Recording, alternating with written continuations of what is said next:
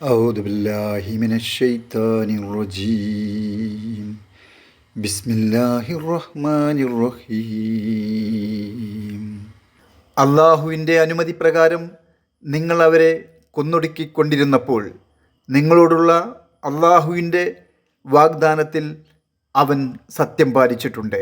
എന്നാൽ നിങ്ങൾ ഭീരുത്വം കാണിക്കുകയും കാര്യനിർവഹണത്തിൽ അന്യോന്യം പിണങ്ങുകയും നിങ്ങൾ ഇഷ്ടപ്പെടുന്ന നേട്ടം അള്ളാഹു നിങ്ങൾക്ക് കാണിച്ചു തന്നതിന് ശേഷം നിങ്ങൾ അനുസരണക്കേട് കാണിക്കുകയും ചെയ്തപ്പോഴാണ് കാര്യങ്ങൾ നിങ്ങൾക്കെതിരായത്.